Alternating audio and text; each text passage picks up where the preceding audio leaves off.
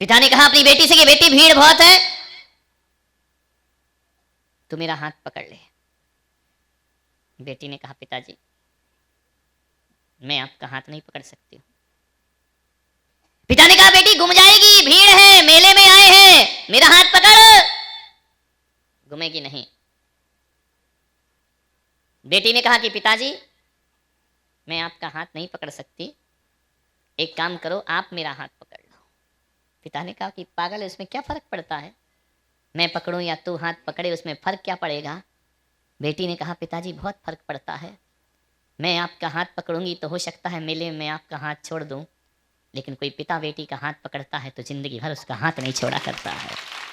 मैं भटक सकती हूँ लेकिन आप नहीं भटक सकते हो, मैं बच्ची हूँ, मैं नादान हूँ, मैं आपका हाथ छोड़ सकती हूँ, लेकिन दुनिया में एक पिता ऐसा होता है जो अपनी बेटी का हाथ कभी भी किसी भी परिस्थिति में छोड़ता नहीं है। पिता की आंखों में आंसू आ गए, उसने बच्ची को उठाया, बड़ी सुंदर बच्ची थी, परी की तरह जैसे आसमान से उतर कर आई, बेटी को छाती से लगा लिया और उसने कहा बेटी इतनी सी उम्र में तू इतनी बड़ी समझदारी की बातें करने लगी, ध्यान रखना तूने आज मेरा दिल जीत लिया। बात वही है, बात कोई बहुत बड़ी नहीं, बहुत गहरी नहीं, लेकिन बात का अर्थ बहुत गहरा है।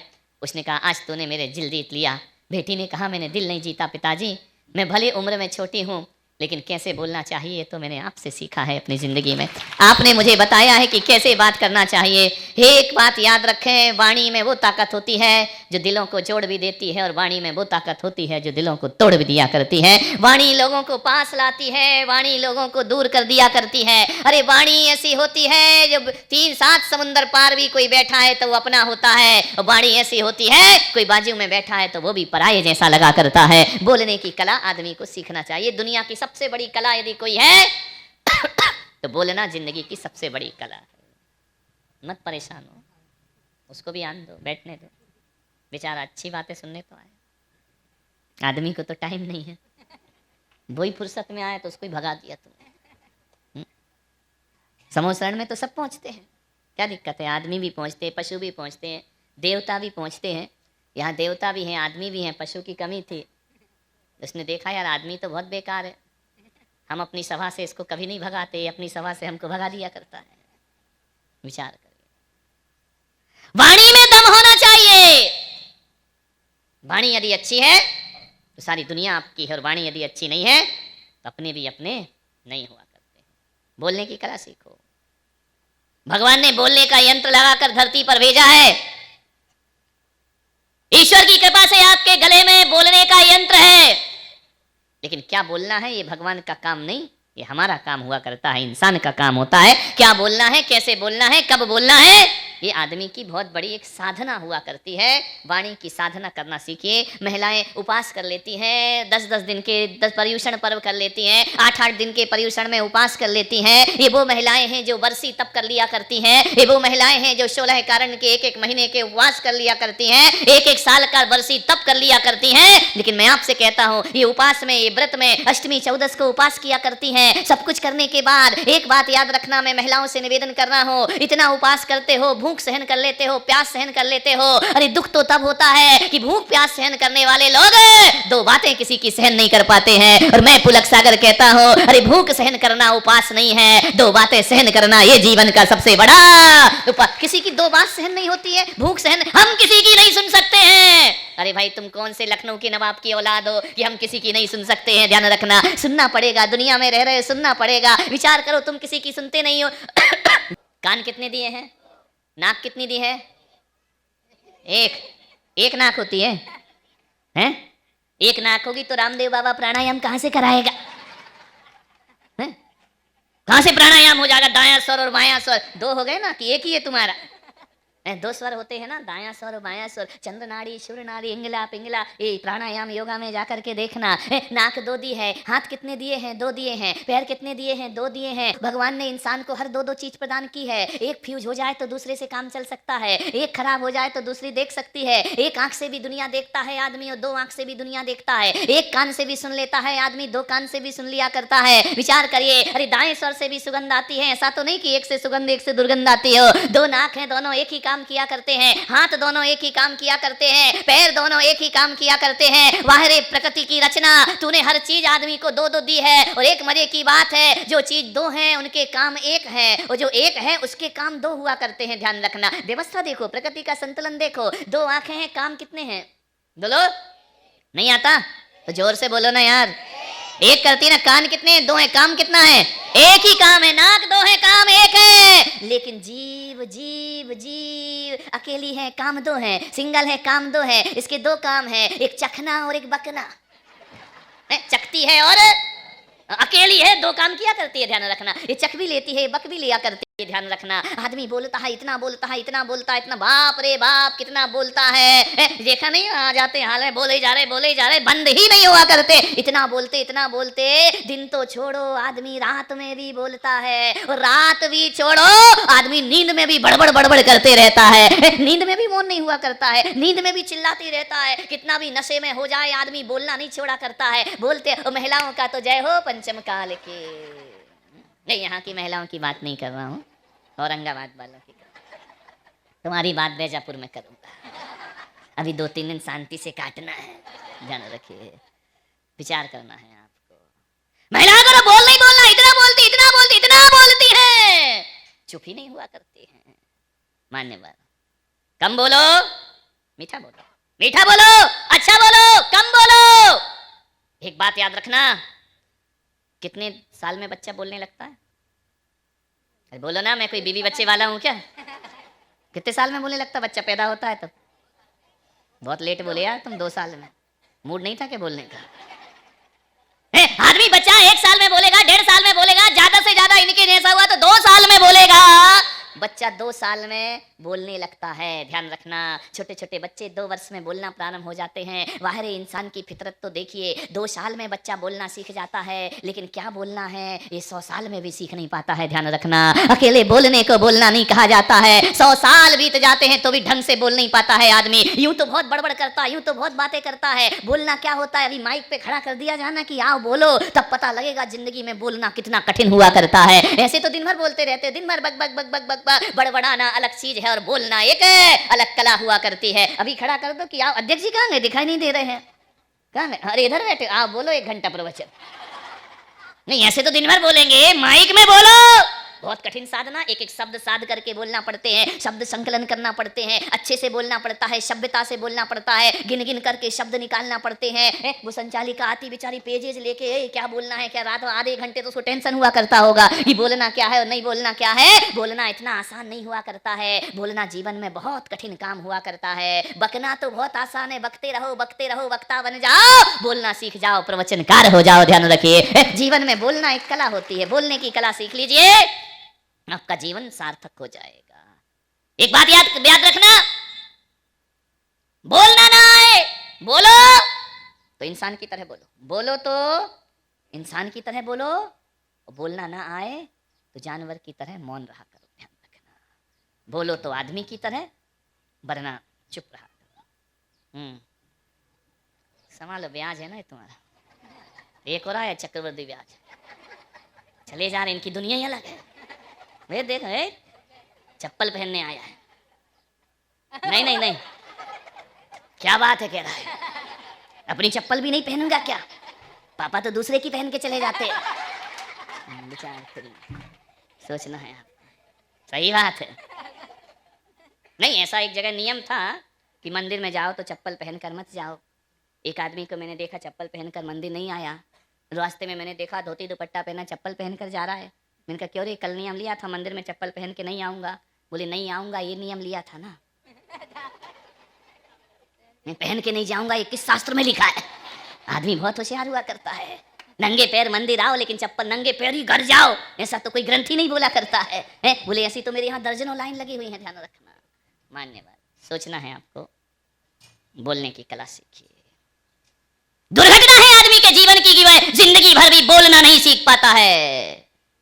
जब बोलेगा लठमार बोलेगा, जब भी बोलोगे बारूद उगलोगे। ध्यान रखना, जो इंसान ईंट का जवाब पत्थर से देता है वो कभी महान नहीं हुआ करता है। ध्यान रखना, जो गाली का जवाब गोली से देता है वो महापुरुषों की लाइन में खड़ा नहीं हुआ करता है। ध्यान रखना, जो थप्पड़ का जवाब हाथ जोड़ कर देता है और जो कांटों का जवाब फूल से दिया करता है वो जिंदगी में सार्थक हुआ करता है। ध्यान रखना, जवाब जुबान से मत दो, जवाब आदमी को अपने काम से देना चाहिए। ध्यान रखना, सचिन तेंदुलकर भारत के बहुत बड़े क्रिकेटर हुए। बचपन में बहुत संघर्ष किया उन्होंने, इतना संघर्ष, इतना संघर्ष, इतना संघर्ष। एक सपना था कि इंडिया टीम में मुझे जाना है और भारत के लिए वर्ल्ड कप लेकर के आना है। छोटे से बचपन से, छोटा सा था, खेलता था छोटी सी पिच बनाकर बच्चों की तरह। एक लगन थी कि एक बहुत बड़ा प्लेयर मुझे बनना है। परेशान होता था, रन आउट हो जाता था, बच्चे चिढ़ाते थे ये क्या करेगा, ये क्या करेगा। जोर जोर से रोने लगा, पिता के पास गया, मैं अपना सपना पूरा नहीं कर पाऊंगा क्योंकि सब मुझे चिढ़ाते हैं, मैं हर बार आउट हो जाया करता हूँ। पिता ने कहा बेटा रोना नहीं, फिर बल्ला पकड़ा दिया उसके हाथ में, फिर बैट पकड़ा दिया कि जा खेल, मैं तुझे ताकत देता हूँ। उसने कहा पिताजी मैं नहीं खेल पाऊंगा। उसने कहा बेटा लोगों की बातों का जवाब जुबान से मत देना, बल्ले से जवाब देना। ध्यान रखना, एक दिन तो ऊंचाइयों को प्राप्त हो जाएगा। मैं भी आपसे यही निवेदन कर रहा हूं कि किसी की जवाब जुबान से देने की जरूरत नहीं है। आदमी को किसी को चुप करना है, किसी को जवाब देना है, काम से जवाब दीजिए, शब्दों से जवाब देने की कोई जरूरत नहीं हुआ। शब्दों से जवाब दोगे विवाद बढ़ेगा, टेंशन होगा, तनाव होगा। काम से जवाब देना चाहिए आदमी को। जिंदगी में बोलना बहुत बड़ी कला हुआ करती है। कठोर मत बोलो, तीखा मत बोलो, किसी को अपमानित करके मत बोलो। जब भी बोलो मीठा। भगवान महावीर ने कहा है हित मित प्रिय बोलना। भाषा समिति का उपदेश उन्होंने शास्त्रों में दिया है। साधु बनने के बाद कहा है हे इंसान, यदि तू श्रमण बन करके मोक्ष मार्ग की यात्रा कर रहा है, बिना बोले चल जाए तो बिल्कुल मत बोलना, और बोलना पड़े तो हित मित और प्रिय भाषा बोलना। भाषा समिति उन्होंने नाम दिया उसका। मीठा बोलो, हितकारी बोलो, प्रिय बोलो। कई लोग बोलते हैं कि नहीं नहीं मैं सच बोलता हूं लेकिन कड़वा बोलता हूं। सच बोलने के लिए कड़वा बोलने की कोई जरूरत नहीं हुआ करती है। सच को अमृत बनाकर भी बोला जा सकता है, सच को मीठा बनाकर भी बोला जा सकता है। अरे कड़वा बोलने से अच्छा, एक बात ध्यान रखना, सच को कड़वा मत बोलो, सच को मीठा बनाने की साधना कर लो। ध्यान रखना तुम्हारी वाणी भाषा समिति में परिवर्तित हो जाएगी। जरूरी थोड़ी है कि कड़वा बोलो तभी वो सच हुआ करता है। मीठा बोलो, मीठो मीठो बोल थारो कहीं बिगड़े। गाना सुना के चले जाते हमको, हम समझते तुम अपने लिए गा रहे, वो हमें सुना के चले जाते हैं। संसार किसी का घर नहीं, कब निकले प्राण मालूम नहीं, मीठा मीठा बोल थारा कहीं बिगड़े। ध्यान रखना, खुद के लिए बोलो, मीठा बोलो, मधुर बोलो। खुदा को भी पसंद नहीं शक्ति जुबान में, खुदा को भी पसंद नहीं शक्ति जुबान में, इसीलिए तो नहीं दी है हड्डी जुबान में। ध्यान रखना, शक्ति पसंद नहीं होती खुदा को भी, हड्डी नहीं हुआ करती है जुबान में। ध्यान रखना, ज्यादा जुबान चलाओगे कोई ना कोई काटने वाला जरूर मिलेगा। शेर पर सवा शेर तो मिलेगा। इस दुनिया में हर किसी का एक बाप है धरती पर। ध्यान रखना, ज्यादा अकड़ अकड़ के मत जियो, एक ना एक बाप तो धरती पर सबका ही हुआ करता है। कितनी भी ताकत प्राप्त कर लो, कोई ना कोई तो तुमसे सवा शेर जरूर मिलेगा। ध्यान रखना, ज्यादा जुबान मत चलाओ, मीठा बोलो। बड़ी होशियार है लीलावती, इसको मैं लीलावती कहता हूँ, सारी लीलाएं इससे होती है। इतनी बदमाश है, इतनी होशियार है कि खाती तो मीठा मीठा है लेकिन बोलती तीखा तीखा, कड़वा कड़वा। इसलिए मैं चौके में ज्यादा मीठा नहीं लेता हूँ। लोग बोले महाराज आप मीठा नहीं लेते, मीठा नहीं लेते। मैंने कहा मीठा खाना नहीं, मीठा बोलना। और तुम मीठा खाते हो लेकिन बोलते तीखा तीखा हो। ध्यान रखना, मीठा बोलो। तुलसी मीठे बचन ते सुख उपजत चहुओर, और वशीकरण एक मंत्र है तजदे बचन कठोर। ध्यान रखना, ये वाणी का ही कमाल है। वरना 9 बजे 9:15 बजे घरों से छोड़कर तुम इस सड़क पर आकर बैठे हो। ध्यान रखना, मैं कुछ नहीं बांट रहा हूँ, केवल वाणी के बतासे बांटने का तुमको प्रयास करना हो। और देख ले दुनिया, लोग कहते हैं कि लोग पैसों के पीछे भागते हैं, और मैं पुलक सागर कहता हूँ लोग पैसों के पीछे नहीं, लोग मीठी वाणी के पीछे भागा करते हैं, उनके पीछे जाया करते हैं। याद रखा करते हैं लोग जिंदगी भर, मर जाने के बाद भी सर कोकिला लता मंगेशकर लोगों के दिलों पर राज किया करती है, एक मीठी जुबान की वजह से। नहीं तो कौन किसको याद करता है दुनिया में। वाणी में मिठास होना चाहिए, वाणी में वीणा की झनकार होना चाहिए। लेकिन आज हमारी वाणी में बाण बसे हुए हैं, ऐसी वाणी निकलती है सामने वाले का सीना छलनी कर दिया करती है। आपसे निवेदन है वाणी इतनी मधुर हो, इतनी मधुर हो। एक बात याद रखना, अपनी वाणी में खटास नहीं होना चाहिए। अरे 1000 लीटर नींबू का रस एक भी चींटी को अपनी तरफ आकर्षित नहीं करता है, और एक बूंद चाशनी हजार चींटियों को अपनी तरफ आकर्षित कर लिया करते हैं। वाणी को खारा मत करिए, वाणी को तीखा मत करिए, वाणी को खट्टा मत बनाइए, वाणी को मीठा बनाने का प्रयास। एक आदमी बैठा था, एक सेठ बैठा था, अखबार पढ़ रहा था लॉन में। इतनी में अंदर से आवाज आई, कोई प्याला टूट गया, कांच का प्याला टूट गया। सेठ ने बेटे से कहा, बेटा देख प्याला टूट गया है। बोले पिताजी टूट गया तो क्या करे? बोले देख तेरी पत्नी ने तोड़ा या मेरी पत्नी ने तोड़ा है। थोड़ी देर सोच के लड़का बोला, पिताजी आपकी पत्नी ने तोड़ा है। बोले क्यों, तेरी पत्नी क्यों नहीं तोड़ सकती है? बोले मैं यहीं बैठे बैठे बता सकता हूं कि आपकी पत्नी ने तोड़ा है। बोले तेरी पत्नी इतनी सीधी है, दूध की धुलियारी। बोले हो या नहीं हो, लेकिन आज का प्याला तो आपकी पत्नी ने तोड़ा है। बोले क्यों, तुझे कैसे पता मेरी पत्नी ने तोड़ा है? बोले पिताजी जब प्याला टूटा ना तो प्याला टूटने की टनकार आई, लेकिन मम्मी की झनकार नहीं आई, इसलिए मैं समझ गया। शब्द को संभाल कर बोलिए, शब्द के हाथ ना पाओ। जो शब्द एक बार मुख से निकल गया वह लौट कर वापिस नहीं आता है। सोच समझ के निकालिए शब्दों को। तर्कस से निकला हुआ बाण, तीर से निकला हुआ बाण और मुख से निकले हुए शब्द कभी लौट कर नहीं आते। और एक बात रखना, कितना भी सॉरी बोल देना, कितना भी माफी मांग लेना, दीवार से कील निकल जाती है लेकिन निशान छोड़ करके जाया करती है। ध्यान रखना, सॉरी बोलने से कोई मन के मलान दूर नहीं हो जाया करते हैं। बहुत सोच समझ के बोलो, बहुत विचार करके बोलो। एक वो डिस्कवरी में देखना, डिस्कवरी चैनल में एक बंदर आता है, चिंपांजी है ना, काले रंग का, क्या बोलते तुम? हाँ बंदर तो समझ जाओगे ना यार कि आईना दिखाना पड़ेगा। विचार करिए। नहीं एक बार ऐसे ही हुआ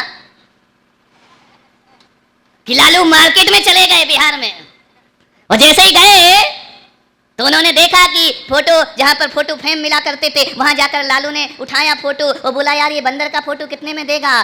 तो फोटोग्राफर ने देखा कि यार बंदर का फोटो मैंने खींचा नहीं, ये कैसे कह रहा बंदर का फोटो कितने में देगा? जैसे ही देखा तो उसने कहा लालू जी जरा ध्यान रखो, ये फोटो नहीं आईना है। कुछ लोगों को घर में जाके समझ में आएगा। ध्यान रखिए, विचार करना। शीशा को समझ गए कि ये फोटो, चेहरा तो उनका ही दिख रहा था उसमें। विचार कर, सोचना है आपको। वाणी में वीणा की झनकार भरो, जब भी बोलो बहुत मीठा बोलो।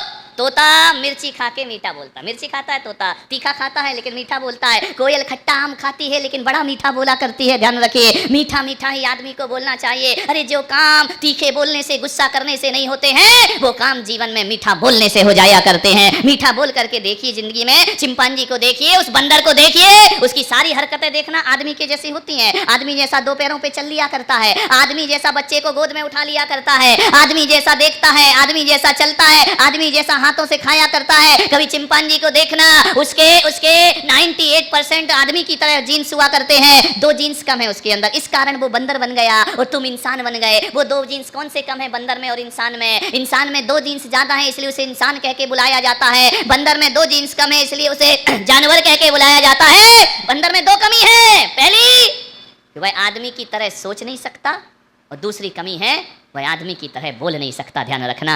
और मैं आपसे कहता हूँ ये 2 चीज़ें यदि इस बंदर को मिल गई होती तो आज वो बंदर नहीं इंसान होता। वो ये 2 चीज़ें जिस आदमी ने छोड़ दी वो आदमी की शक्ल में भी बंदर की जिंदगी जिया करता है।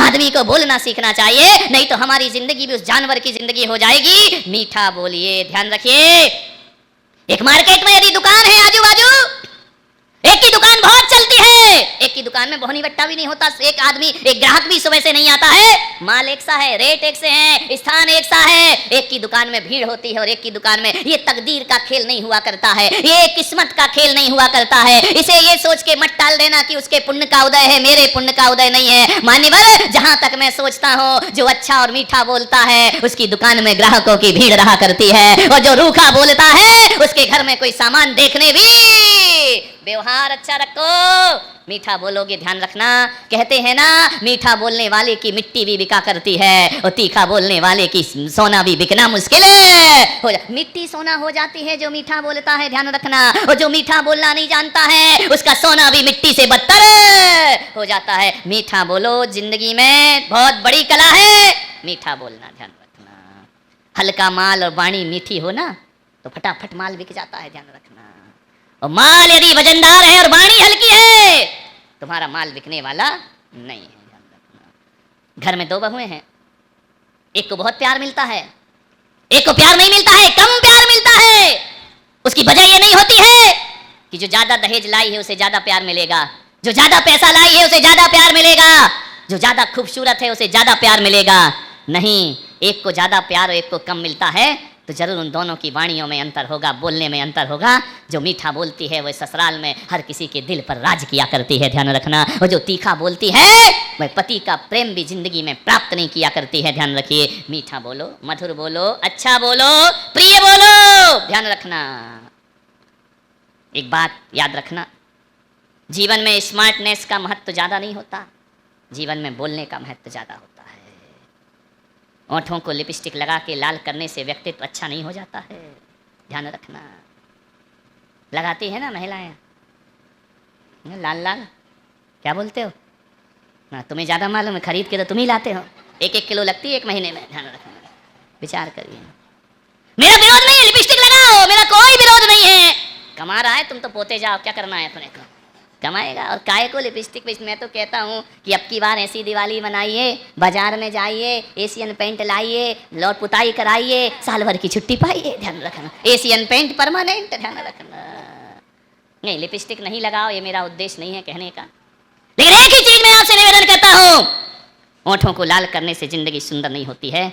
एक काले ओंठ वाली भी लड़की हो, भले लिपस्टिक नहीं लगाए, लेकिन जब बोलती है तो ऐसा बोले कि फूल झरा करते हैं। तो मैं कहता हूँ लाल लिपस्टिक वाली लड़की के प्रति लोग आकर्षित नहीं होंगे, मीठा बोलने वाली बहू के प्रति पूरा परिवार आकर्षित हो जाया करता है। अरे रंग का जीवन में उतना महत्व नहीं हुआ करता है। आप विचार करिए, 20% सुंदरता का महत्व होता है और जीवन में 80% यदि कोई महत्व है तो बोलने का महत्व जीवन में 80% हुआ करता है। जीवन के काम 80% काम बोलने से बना करते हैं। सुंदरता कितने दिन अच्छी लगती है, बोलो रे, शादी करके लाए हो, कितने दिन खूबसूरत लड़की अच्छी लगती है। एक सुंदर चेहरा 1 दिन देखो, 2 दिन देखो, 3 दिन देखो, 4 दिन देखो, 5 दिन देखो, तेरा मुखड़ा बिल्कुल चांद जैसा मुखड़ा है, साल भर बाद ऐसा लगता है चंद्र ग्रहण हो गया है, ध्यान रखना। विचार करना है आपको। ज्यादा सुंदरता ज्यादा देर अच्छी नहीं लगती। चेहरे की सुंदरता, शरीर की सुंदरता ज्यादा अच्छी नहीं लगा करती है। ये जितने लव मैरिज करते हैं बाद में माथा ठोंकते, लव गायब हो जाता है, मैरिज ही ढोते रहते हैं जिंदगी भर, ध्यान रखना। उन्हें कुछ नहीं मिला करता है। चेहरे की सुंदरता ज्यादा नहीं होना चाहिए। मैं तो कहता हूँ चेहरा सुंदर नहीं, आदमी की जुबान सुंदर होना चाहिए, वाणी सुंदर होना चाहिए, उसके प्रेम अमर हो जाया करते। वाणी सुंदर रखो, वाणी में मिठास पैदा करो। एक बात याद रखना, ये 2 इंच की जुबान 5.5 फीट के शरीर को खतरे में डाल दिया करती है, ध्यान रखना। 2 इंच की जुबान। महाभारत इसी से हुई थी। लोग कहते हैं कि सिंहासन के लिए युद्ध हुआ था। सिंहासन तो एक बहाना था, युद्ध तो जुबान की वजह से हुआ था, ध्यान रखना। इंद्रप्रस्थ को देखने जब द्विबुद्धि दुर्योधन पहुंचता है, इंद्रप्रस्थ ऐसा अजीबो गरीब इंद्रप्रस्थ बनाया, खंडप्रस्थ दिया गया था, पांडवों ने उसे इंद्रप्रस्थ बना करके रख दिया। इतना सुंदर, इतना सुंदर। क्या हुआ रे? हेलो हेलो,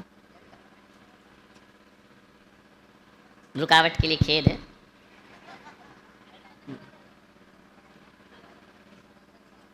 विचार करना है आपको।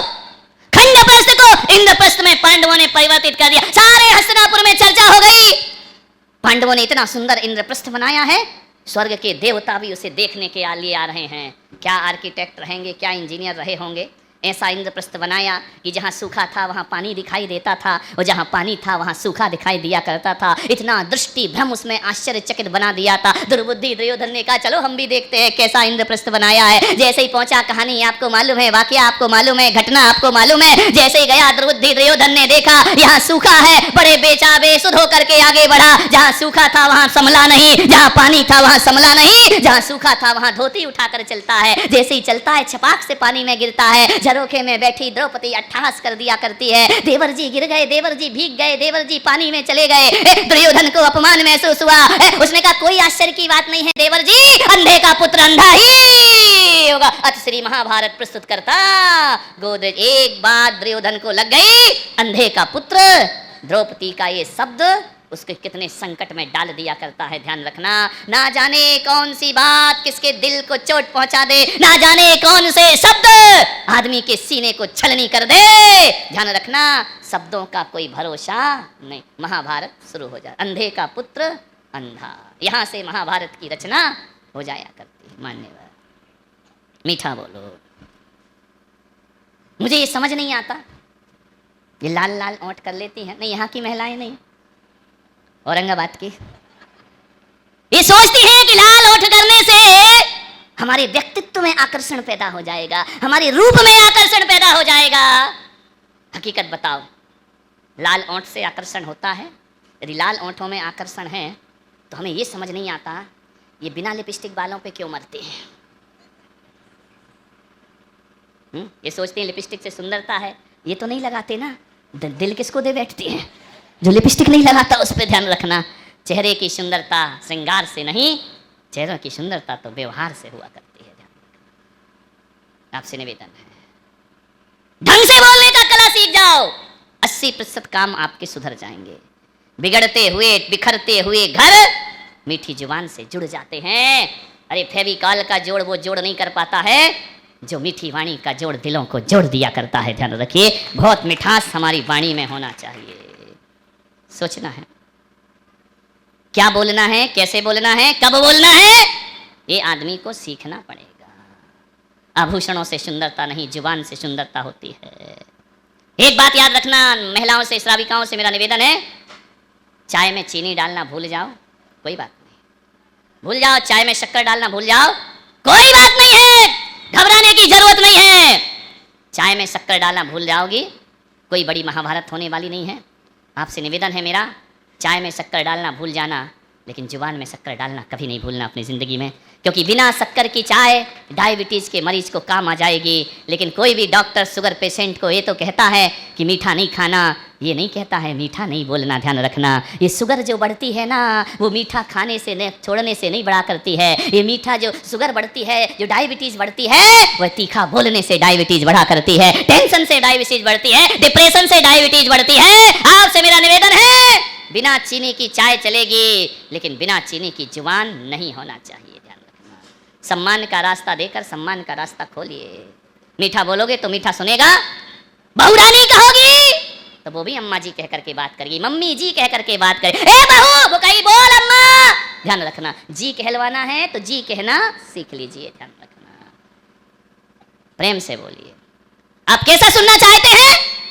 आप सोचते हैं कि हमारा बेटा तमीज से बात करे, आप सोचते हैं कि हमारी बहू इज्जत से बात करे, तो आप क्या करोगे इसके लिए? बहू से निवेदन करोगे, हाथ जोड़ोगे, पैर पड़ोगे?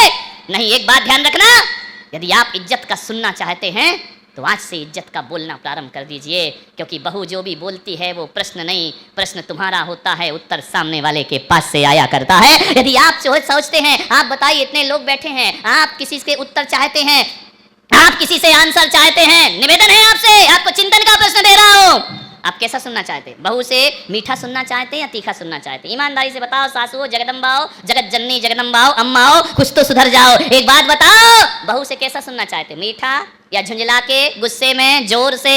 कैसी आवाज सुनना है आपको? धीमी आवाज सुनना है ना, मीठी आवाज सुनना है? तुम्हें अपनी औलाद से कैसा सुनना है? तीखा सुनना है, झुंझला के सुनना है या मीठा सुनना है? एक बात याद रखो, यदि आप चाहते हो कि मेरी बहू, मेरा बेटा, मेरी बेटी मुझे इज्जत से जवाब दे, तो मैं कहता हूँ जवाब बाद में आता है, प्रश्न पहले हुआ करता है। मैं कहूँगा जैसा आप सुनना चाहते हो आज से वैसा बोलना शुरू कर दो, आपको वैसा सुनना अपने आप प्राप्त हो जाएगा। झुंझला के गुस्से में प्रश्न करोगे, गुस्से का उत्तर मिलेगा, और दिल से प्रश्न करोगे, दिल का उत्तर प्राप्त हो जाएगा।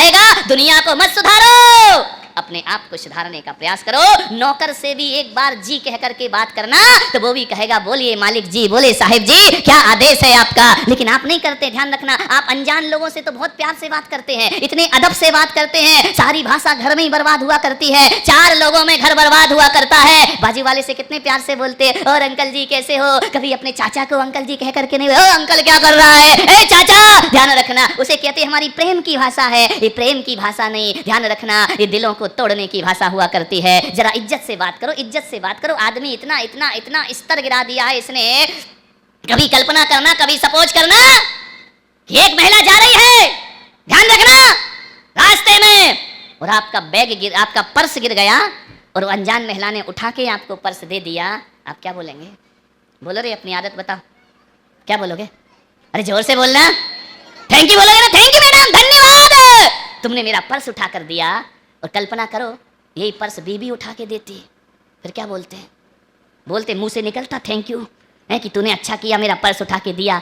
नहीं, तुम तो और कहते उठा के दे दिया तो कौन सा बड़ा एहसान कर दिया, तू पीछे चल काहे को रही थी, कब पर्स गिरे और कब उठा के दे दे। बता, पत्नी को थैंक यू क्यों नहीं बोलते, पत्नी को धन्यवाद क्यों नहीं बोलते, पड़ोसिन को बड़े प्यार से बोलते हो, ऐसे बोलते जैसे मुंह से फूल झर रहे हो। काम वो नहीं आने वाली, काम यही आने वाली है, ध्यान रखना जिंदगी में। आपसे मेरा निवेदन है, एक महिला एक पत्नी जब कोई गलती करती है, आप 10 गालियां देने को तैयार हो जाते हो, आप उसे डांटते हो, फटकारते हो, झुंझलाते हो। पत्नी गलती करे तो 10 बार गाली देते हो, लेकिन जब वो कोई काम अच्छा कर दे तो एक बार धन्यवाद देने की ताकत भी अपने अंदर रखिए। उसे भी कहिए कि थैंक यू, तूने मेरा अच्छा काम किया है, तुझे मैं धन्यवाद देता हूँ। नहीं, वहां तो इतनी जुबान ऐसी लगती है जैसे भीतर से कोई जुबान खींच रहा हो। सम्मान देने में इतनी ताकत आती है, छाती पे चट्टान रखना पड़ती है, ध्यान रखना। पड़ोसिन को सम्मान दे रहे हो, अनजान को सम्मान दे रहे हो, घर की पत्नी का अपमान कर रहे हो, ध्यान रखना। एक बच्चा पानी लेकर आता है, 2 उंगली गिलास के अंदर डाल दी, आप कहते बदतमीज, तुझे अकल नहीं है, कैसे गिलास लेना चाहिए, कैसे पानी लाना चाहिए, उंगली डालकर पानी ला रहा। 1000 बात उस बच्चे को सुना दी। दूसरे दिन बच्चा यदि नीचे गिलास पकड़ के लाए, अब क्या करोगे आप? बोलोगे बेटा थैंक यू, धन्यवाद, तूने मेरा कहना माना, तू मेरा दुनिया का सबसे प्यारा बेटा है, राज दुलारा बेटा। ये कहने में क्यों जवान घिसती है तुम्हारी? धन्यवाद देने में जवान क्यों घिसती है? पत्नी अच्छा भोजन बजाए तो धन्यवाद क्यों नहीं देते मेरे भाई? पड़ोसिन बनाए बिना नमक का हो तो चुपचाप खाए आते हो, वो कहती क्यों खाना अच्छा? नहीं नहीं नहीं मैडम, अच्छा बना, अच्छा बना। अंदर से तो लग रहा बिना नमक का बनाई, खाक अच्छा बना। और यही बिना नमक का पत्नी बना दे तो तुम्हारी थाली सुदर्शन चक्र क्यों बन जाया करती है? ध्यान रखिए, विचार करना है। अरे सुख पड़ोस में नहीं, मैं पुलक सागर कहता हूँ, सुख अपने घर में हुआ करता है, परिवार में हुआ करता है। यदि गलतियों पर उसे गाली देते हो तो अच्छाई पर धन्यवाद देने की कला भी। बच्चा सोचेगा यार मैं आज गिलास अच्छे से लाया, पापा ने मुझे प्यार दिया, कल से और अच्छे से लेकर आऊंगा। लेकिन पत्नी सोचती यार कुछ भी करो, इन्हें तो बुराई करना है, मुंह बना के रहना है। जा एक तरफ जा, जो बनाया खा ले चुपचाप, खाना हो तो खा, नहीं तो ढाबे में चला जा। ध्यान रखना हालत ये है। अच्छाइयों का धन्यवाद देना सीखो। समाज में कोई युवा, कोई बच्चा अच्छा काम करता है, टांग खिंचाई नहीं होना चाहिए, ध्यान रखना, उसका प्रोत्साहन देना चाहिए। हमने बुरे लोगों को दंड दिया है लेकिन अच्छों का प्रोत्साहन नहीं किया है, इसीलिए समाज पिछड़ा करती है, इसलिए परिवार बिखड़ा करते हैं। अच्छाइयों का धन्यवाद दीजिए। आपकी पत्नी में एक भी अच्छा गुण नहीं है, आपके पति में एक भी अच्छा गुण नहीं है, कोई ना कोई गुण तो होते हैं सब में। अरे अच्छे गुणों का धन्यवाद देना चाहिए, अच्छे गुणों का प्रोत्साहन करना चाहिए, तो आपके घरों में आनंद बरसेगा, आपके घरों को बदलने में ज्यादा देर नहीं लगेगी। लेकिन आदमी बहुत कंजूस है, बहुत कंजूस है। अपनों से तो मीठा बोलने में उसे इतनी बेइज्जती होती, इतनी बेइज्जती होती है, ऐसा लगता है कि जैसे इंडिया पाकिस्तान का मैच हार गया हो आदमी। ध्यान रखना, आपसे निवेदन है घरों में धन्यवाद दो। छोटा बच्चा भी अच्छा काम करे तो कहना बेटा थैंक यू, धन्यवाद। आज विदेशों में जाकर देखो, 2 शब्द का बात बात में प्रयोग होता है। थोड़ी सी गलती हो जाए तो सॉरी सबसे पहले बोलते हैं, और कोई अच्छा काम हो जाए तो अमेरिका के लोग हर किसी को थैंक्स बोला करते हैं। ध्यान रखना, वो हमारे यहाँ क्यों नहीं हुआ करता है? हम क्यों इज्जत से बात नहीं करते हैं? हम क्यों अपनी माँ से तू तड़ाक करके बात किया करते हैं? हम क्यों अपने पिता से अपमान की भाषा बोला करते हैं?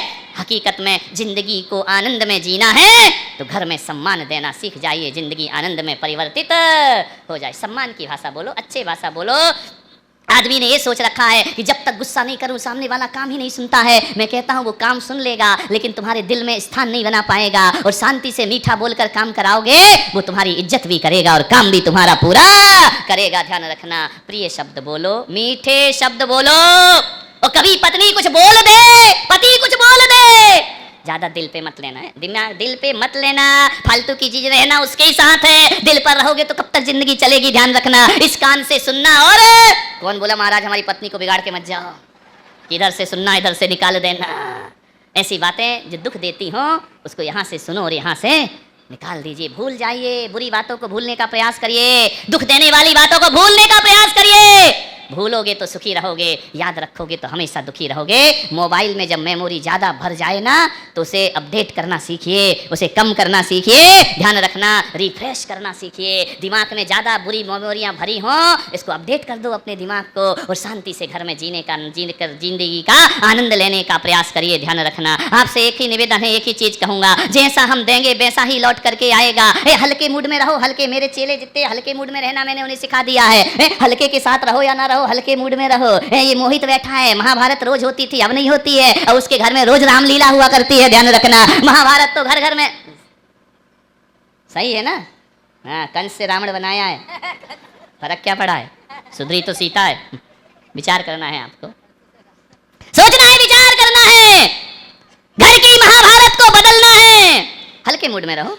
एक पत्नी थी, पति आया, गुस्से में आया, बड़ी तेजी से आ सकता है, दुकान से आया है, दिन भर का थका, टेंशन, तनाव, आ सकता है गुस्सा आ सकता है, पति है बेचारा, जैसे ही आया आकर के गुस्से में आया, जैसे ही खाना रखा, पत्नी ने कहा लो खा लो, जैसे ही खाने लगा अरे उसे गुस्सा आ गया, बोले धत तेरे की क्या गोबर जैसा खाना बनाया है, ये भी कोई खाना है, गोबर है। पत्नी ने माथे पे हाथ रखा, बोले हाय राम तुमने वो भी चख रखा है क्या। हल्के मूड में ध्यान रखना, उसको इतना सीरियस मत लो कि मैंने बनाया गोबर कह दिया। तुम भी तो प्यार से बोल सकते, क्यों मियाँ जी क्या उसका स्वाद भी जानते हो। एक जगह हमारे जग्गू गया, ये बैठा ना काली टी शर्ट में जग्गू हमारे संग का, ये गया जैसे किराने की दुकान में गया, बोले क्यों भाई कुत्ते के बिस्किट मिलते हैं क्या। दुकानदार बोला यहीं खाएगा या घर ले जाएगा। जिंदगी को हल्के मूड में लो, जिंदगी को एक चुटकुला बना लो, गुस्से को चुटकुला बना लो, जीवन आनंद में बदल जाएगा। हमारा हल्के गया, ये हल्के विनोद गया, हजाम की दुकान में, नाई की दुकान में गया, जाकर के बोला क्यों रे तूने कभी गधे की दाढ़ी बनाई है क्या। दुकानदार लासूर का था, उसने कहा बैठो आज ट्राई करता हूं। घट जाती है दुर्घटनाएं।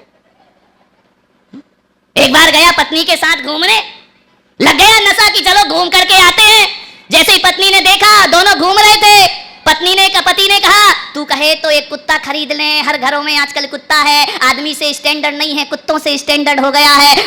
आज की हालत तो ये है, बंबई जाओ, मैंने एक से पूछा शर्मा जी का घर कहाँ है, लोग फ्लैट में रहते इतने बड़े बड़े, हम नहीं जानते कौन शर्मा जी कहाँ रहते हैं। हमने कहा फलाना शर्मा जी कहाँ रहते, बोले नहीं मालूम। हमने कहा वो जो जिनके घर में 2 कुत्ते, अरे कुत्ते वाले शर्मा जी को तो जानते हैं, आदमी को नाम से नहीं कुत्तों से जाना जाता है। ये स्थिति हो गई है। पहले के जमाने में क्या होता था, दरवाजे पे लिखा रहता था स्वागतम, दरवाजे पर लिखा रहता था वेलकम, दरवाजे पर लिखा रहता था अभिनंदनम, आज लिखा रहता है सावधान यहाँ कुत्ते रहते हैं। स्थिति ये हो गई है आदमी की, सावधान यहाँ कुत्ते रहते हैं।